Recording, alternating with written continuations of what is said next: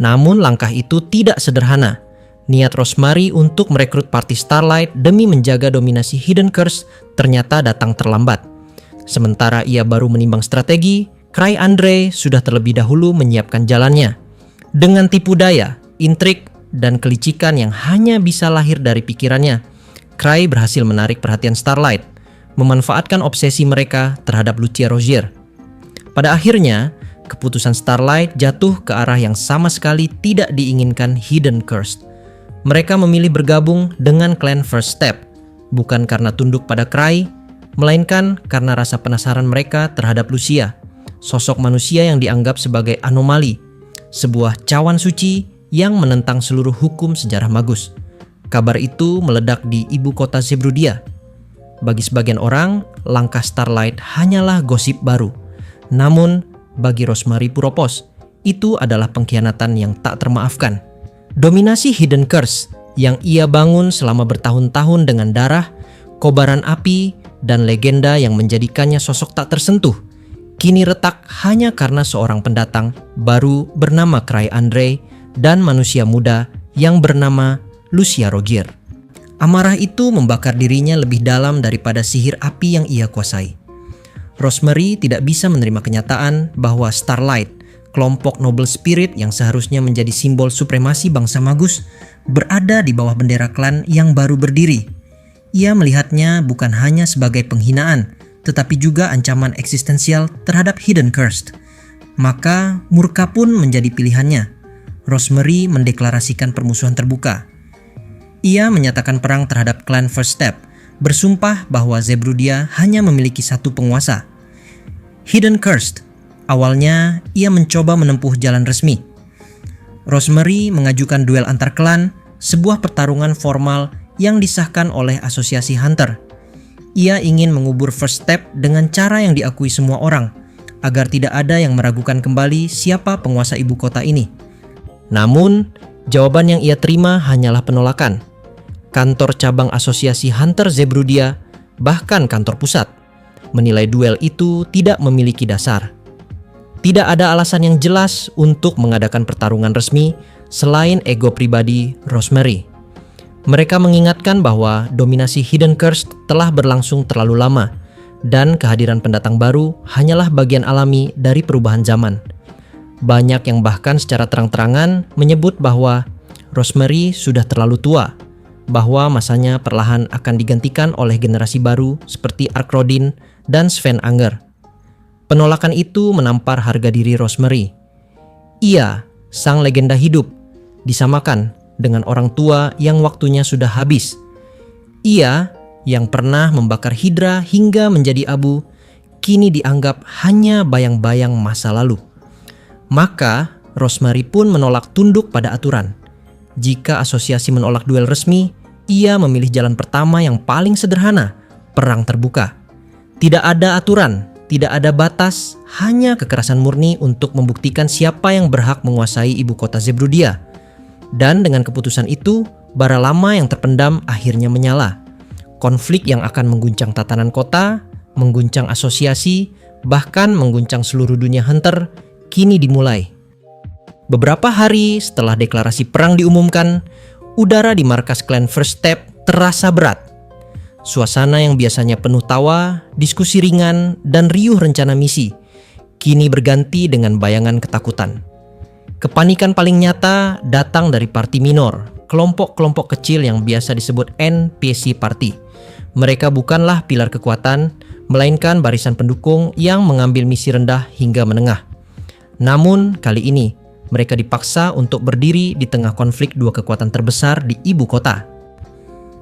Parti Lail, salah satu kelompok termuda yang baru bergabung setahun, menjadi gambaran jelas kepanikan itu. Mereka membicarakan rencana kabur, mencoba mencari celah untuk meninggalkan kota dengan alasan mengambil misi baru, agar bisa menghindari badai yang akan segera tiba. Namun, niat itu tidak pernah benar-benar terlaksana. Sebelum langkah pertama pun diambil, jalan mereka sudah dihadang oleh tiga sosok yang berdiri sebagai fondasi tak tergoyahkan klan. Citri Smart, Liz Smart, dan Luke. Sikap mereka tajam, penuh penolakan, seolah mengatakan bahwa kabur hanya layak bagi pengecut. Dan selama Cry Andre, sang pemimpin, masih berdiri di markas, tidak ada satupun alasan bagi anggota lain untuk melarikan diri. Meski begitu, ketakutan tetap bersemayam. Parti minor membandingkan diri mereka dengan musuh. Di First Step, hanya parti inti yang mampu berdiri di level 6, sementara mayoritas lainnya bertahan di level 3, 4, atau 5. Bagaimana mungkin mereka bisa menahan gelombang Hidden Curse, klan yang dikenal memiliki anggota magus kuat hampir merata di setiap parti? Jurang perbedaan itu terlalu jelas. Dalam kegamangan itu, 3 pilar kekuatan lainnya akhirnya membuka suara. Pertama, Ark Rodin menegaskan bahwa pertarungan besar bukanlah beban semua orang. Untuk urusan tempur frontal, tanggung jawab akan dipegang penuh oleh parti Ark Brave, dan kebetulan seluruh anggota mereka sudah kembali ke kota. Kedua, giliran parti Obsidian Cross. Meski enggan terlibat, mereka sadar posisi mereka sebagai unit penyembuh dan pendukung. Maka, mereka siap memberikan dukungan di belakang garis depan, meski dalam hati mereka lebih memilih tetap berada di luar konflik. Ketiga, muncul keputusan yang paling berani dan paling berbahaya. Parti Torch Knight, pasukan khusus milik First Step, terbiasa mengerjakan pekerjaan kotor. Kepada mereka, Citri memberikan perintah untuk menyusup ke markas Hidden Curse. Tugasnya bukan melawan Rosemary secara langsung, melainkan menyerang harta simpanan klan lawan, merampas relik berharga, dan menghancurkan cadangan yang menjadi sumber kekuatan mereka. Torch Knight menerima misi itu dengan kepercayaan diri tinggi. Bagi mereka, pertempuran tersembunyi jauh lebih akrab dibandingkan perang terbuka. Di tengah kesibukan itu, Cry Andre hanya menggaruk kepala. Ia tampak santai, bahkan malas, seolah-olah semua hiruk-pikuk di sekelilingnya hanya drama kecil yang tak perlu dipusingkan. Dalam hatinya, ia mengingatkan satu prinsip: dirinya tidak pernah kabur dari pertempuran, seberat apapun situasinya. Namun alasan sebenarnya bukanlah keberanian, melainkan kesadaran pahit. Kabur bukanlah pilihan. Jika melarikan diri ke dungeon, mereka akan tetap diburu, bahkan mungkin terkepung. Jika melarikan diri ke hutan, Rosemary, wanita tua yang sanggup membakar Hydra, tidak akan segan membumi hanguskan satu rimba penuh demi memburu mereka. Maka bertahan adalah satu-satunya jalan logis. Dengan pemikiran itu, Cry memutuskan bahwa markas sendiri adalah benteng terbaik. Selama mereka berkumpul di satu tempat, kekuatan utama First Step tidak akan terpecah, dan mereka bisa menghadapi gelombang musuh bersama-sama. Urusan kerusakan bangunan sama sekali tidak ia pedulikan, karena dalam aturan tak tertulis dunia Hunter, biaya perbaikan justru biasanya ditanggung pihak penyerang. Maka dengan sikapnya yang dingin namun penuh kepastian, Cry memberi sinyal pada seluruh rekan-rekannya. Mereka tidak perlu menahan diri. Jika perang ini benar-benar pecah, maka mereka diperbolehkan mengeluarkan semua kekuatan mereka. Dan di saat keputusan itu diucapkan, arah nasib sudah terkunci. Di kejauhan, di markas Hidden Curse, roda-roda perang mulai bergerak. Pasukan Rosemary bersiap. Serangan yang akan menentukan siapa penguasa sejati ibu kota Zebrudia. Tinggal menunggu waktu. Sayangnya, semua cerita di atas cuma cerita salah paham dari sudut pandang teman-temannya. Yang jelas, faktanya selalu bertolak belakang. Cry tidak pernah memberi perintah untuk bertarung serius. Karena di dalam dialog, Cry cuma bilang, lakukan sesuka kalian dan jangan berlebihan. Kalaupun klan hancur, itu tidak masalah. Karena jika itu terjadi, maka yang akan diuntungkan justru malah Cry. Tepat di tengah siang itu, udara ibu kota Zebrudia bergetar oleh tensi yang tak terlihat. Gerbang markas klan satu step berubah menjadi garis depan peperangan. Seluruh parti utama sudah bersiap, berdiri tegak di pintu masuk, sementara sebagian lain menunggu di dalam. Di ruangan markas, Cry Andre dengan tenang menjaga parti Grieving Soul, membiarkan mereka sibuk dengan hal-hal sepele. Baginya, jika Luke dan Liz Smart ikut bertarung sejak awal, kerusakan yang ditimbulkan justru akan lebih parah daripada serangan musuh. Cry sudah memperhitungkan semuanya. Ia sadar markas akan hancur cepat atau lambat, maka lebih baik kehancuran itu disebabkan oleh api Rosemary, bukan ulah rekan-rekannya sendiri. Renovasi gedung memang sudah ia rencanakan, dan jika serangan lawan bisa dijadikan alasan agar biaya pemulihan ditanggung musuh, itu akan menjadi keuntungan tersendiri. Di luar, langkah-langkah berat terdengar. Dua pasukan utama dari Hidden Curse tiba di depan markas. Parti Tem Apokris dipimpin penyihir air level 6 yang namanya ditakuti di antara kalangan magus, berdiri dengan aura mengintimidasi. Di sisi lain, Parti Aldebaran, unit junior, beranggotakan penyihir muda yang dipimpin Aldebaran dan Mari, menatap dengan penuh tekad, meski pengalaman mereka masih mentah. Bentrokan pun pecah.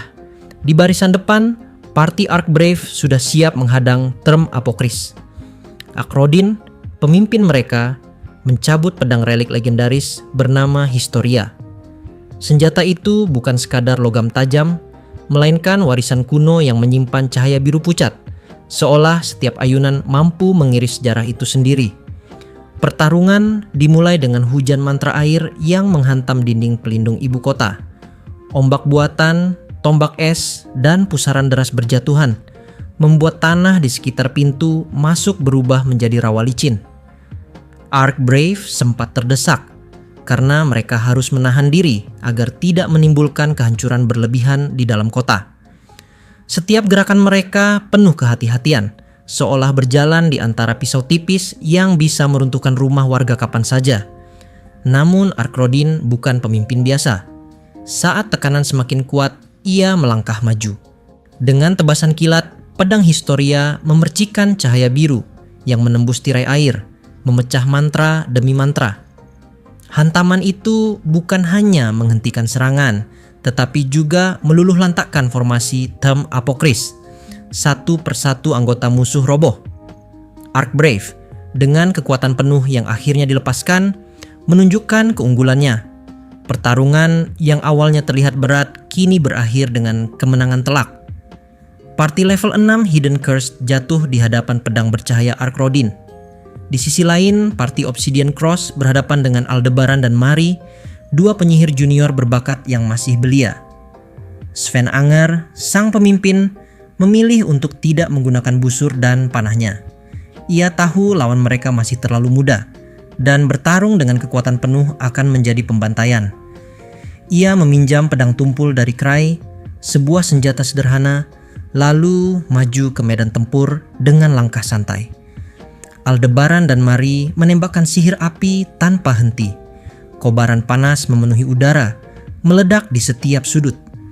Namun pengalaman mereka yang terbatas membuat serangan itu tak terarah, lebih banyak menguras energi daripada menjatuhkan musuh. Api-api mereka menari liar, seolah melawan kehendak pemiliknya. Sven bergerak seperti bayangan, menahan, menghindar, dan membiarkan dua anak muda itu membakar diri mereka sendiri. Hingga pada akhirnya kekuatan mereka habis. Nafas terengah, tubuh gemetar, dan cadangan mana benar-benar terkuras. Di momen itulah Sven maju. Dengan satu gerakan sederhana, satu tebasan ringan dari pedang tumpul, ia merobohkan keduanya sekaligus. Pertarungan berakhir dengan cepat, bukan karena kebrutalan, melainkan karena kontras pengalaman. Obsidian Cross memenangkan duel tanpa kehilangan sedikit pun tenaga. Di belakang garis depan, bentrokan antara parti minor pun pecah. Semua orang, baik penonton maupun musuh, meremehkan anggota-anggota kecil dari First Step. Nama-nama seperti Lail hanya dianggap pengisi, bukan pejuang sejati. Namun kenyataan terbukti berbeda.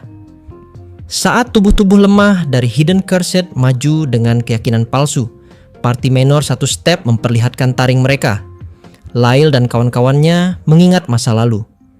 Hari-hari penuh penderitaan ketika Cry memaksa mereka menjalani ujian 1000 cobaan. Mereka pernah dilempar ke dungeon berisi monster brutal. Mereka dipaksa melawan bandit sadis dengan tangan kosong. Mereka diuji di ambang kematian berulang kali, hingga ketakutan berubah menjadi kekuatan, dan kelemahan berubah menjadi insting bertahan hidup. Kini, berhadapan dengan sesama hunter yang sok kuat, Mereka merasakan betapa besarnya perubahan itu. Tangan yang dulu gemetar kini mantap. Serangan yang dulu ceroboh kini penuh presisi. Lyle bahkan menyadari lawan-lawan ini lebih lemah daripada monster-monster yang dulu dipaksakan Cry kepada mereka. Pertarungan pun berlangsung singkat.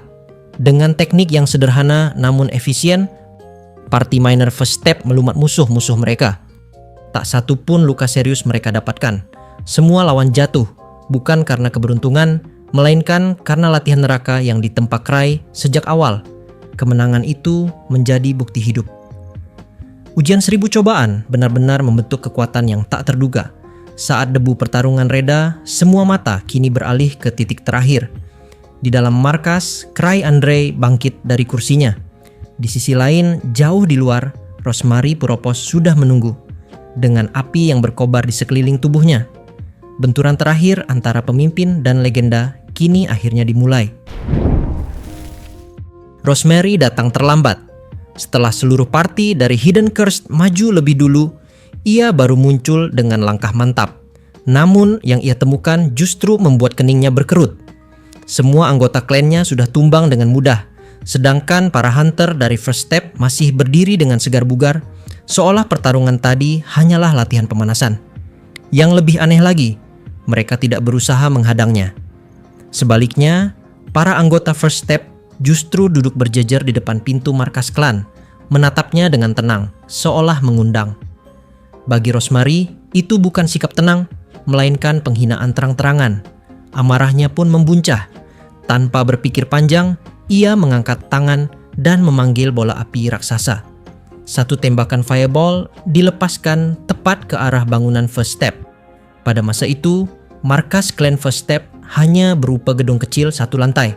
Hantaman sihir berdaya ledak besar itu membuat seluruh bangunan hancur lebur dalam sekejap, kecuali satu ruangan yang masih berdiri, ruang Clan Master. Di dalamnya, Anthem Smart sudah sigap mengangkat penghalang suci, menahan amukan api dengan kekuatan sihir elemen holy. Cry yang duduk di kursinya hanya tersenyum tipis. Bagi orang lain, ini adalah bencana. Bagi Cry, ini adalah kesempatan. Dengan satu serangan dari Rosemary, rencananya untuk merenovasi markas sudah beres. Bagus, batinnya. Sekali mendayung, 2, tidak, 3 pulau terlampaui. Ia pun berdiri santai, berjalan perlahan menuju hadapan Rosemary. Dengan nada ringan, ia meminta teman-temannya untuk tidak ikut campur. Semua orang sontak salah paham. Mereka menyangka Cry hendak menantang duel 1 lawan 1 melawan penyihir api terkuat di Zebrudia. Padahal kenyataannya berbeda jauh. Cry sama sekali tidak berniat bertarung. Yang ia maksud, serahkan padaku, hanyalah rencana untuk bicara, meminta maaf, bahkan jika perlu, melakukan dogeza di hadapan nenek penyihir itu. Baginya, masalah sudah selesai, tujuan tercapai, tidak ada alasan untuk bertarung. Namun, dunia tidak pernah berjalan sesuai rencana Cry. Tepat ketika ia baru sempat menyebut nama Rosemary, sang nenek menjentikan jari. Bola api raksasa meluncur ke arahnya, niat membakarnya hingga jadi abu. Ledakan itu mengguncang tanah. Semua orang yakin Cry sudah hancur. Tapi dari balik kepulan asap, sosoknya masih berdiri tegak, tersenyum, seolah tidak terjadi apa-apa. Para anggota First Step terkekeh kagum. Sementara mental Rosemary justru semakin terbakar. Ia tidak terima. Rentetan fireball kembali dilepaskan. 1, 2, 3, hingga belasan kali. Setiap kali ledakan api menelan Cry, setiap kali pula ia muncul kembali tanpa luka sedikit pun. Seolah tubuhnya kebal terhadap segala jenis sihir api. Pertarungan absurd itu berlanjut sampai 16 kali. Pada tembakan terakhir, Rosemary jatuh terduduk, napasnya terengah, mananya habis. Dengan wajah masam, ia akhirnya menyerah untuk hari itu saja. Bagi para saksi, hasilnya jelas. Rosemary, penyihir api terkuat, tidak mampu mengalahkan Cry Andre. Dunia pun geger. Nama Thousand Tricks semakin harum, dan First Step diakui sebagai klan yang tidak bisa diremehkan. Namun di balik kenyataan itu, hanya Cry yang tahu kebenaran pahitnya. Ia selamat bukan karena kekuatan, melainkan karena mengenakan 17 cincin relik Safe Ring. 16 cincin hancur menahan ledakan api. Tersisa satu saja di jarinya. Andai Rosemary menembakkan satu bola api lagi, ia pasti sudah jadi arang. Sejak hari itu, legenda tentang Cry yang tak bisa dibakar menyebar ke seluruh dunia. Setiap kali bertemu, Rosemary masih menaruh dendam, terus-menerus menghujaninya dengan fireball. Dan setiap kali pula, dunia kembali tercengang, melihat Cry tetap tak tersentuh. Bagi orang banyak, itu bukti mutlak bahwa Thousand Trick tak terkalahkan. Bagi Cry sendiri, itu hanyalah mimpi buruk panjang, hidup sebagai legenda yang setiap hari dijadikan sasaran uji coba api oleh nenek penyihir paling berbahaya di benua. Dan begitulah, kisah pertarungan singkat antara Cry Andre melawan nenek Rosemary berakhir. Namun yang selesai hanyalah duel pertama mereka, bukan permusuhannya. Sejak hari itu, Rosemary tidak pernah berhenti. Hampir setiap kali mereka bertemu, entah di kesempatan resmi atau di momen paling tak masuk akal, ia selalu mencoba membakar tubuh Cry dengan fireball. Di ruang rapat para bangsawan, Rosemary pernah meluncurkan bola api tepat di tengah pidato resmi. Di dalam raid dungeon yang seharusnya penuh kerjasama, ia tetap menembakkan fireball dengan wajah penuh dendam. Bahkan ketika mereka bertemu sekilas di jalanan ibu kota, Rosemary tetap menjentikan jarinya, seolah itu sudah jadi salam khasnya pada Cry. 3 tahun berlalu, dari saat Cry masih level 6 hingga hampir naik ke level 9, hasilnya selalu sama. Tidak ada satupun api Rosemary yang mampu menyentuh kulitnya. Dunia menganggap itu bukti bahwa Thousand Trick benar-benar abadi, makhluk yang tak bisa terbakar. Namun kenyataan di balik legenda itu hanya diketahui Cry sendiri. Ia selamat bukan karena keajaiban, melainkan karena kebiasaannya yang sangat sederhana. Setiap kali tahu akan bertemu dengan nenek penyihir itu, ia memastikan semua save ring miliknya sudah terisi penuh dengan mana. Bagi Cry, bukan lagi soal waspada, melainkan rutinitas. Serangan Rosemary menjadi semacam jadwal tetap dalam hidupnya. Bagi orang lain, itu mungkin kutukan. Bagi Cry, itu sudah jadi kebiasaan, menyebalkan, tapi nyaris membentuk pola yang ia antisipasi otomatis. Dan dunia tanpa tahu kebenarannya terus berbisik bahwa Cry Andre adalah hunter yang tak bisa terbakar api neraka, satu-satunya manusia yang bahkan bisa membuat Rosemary Puropos mengaku kalah.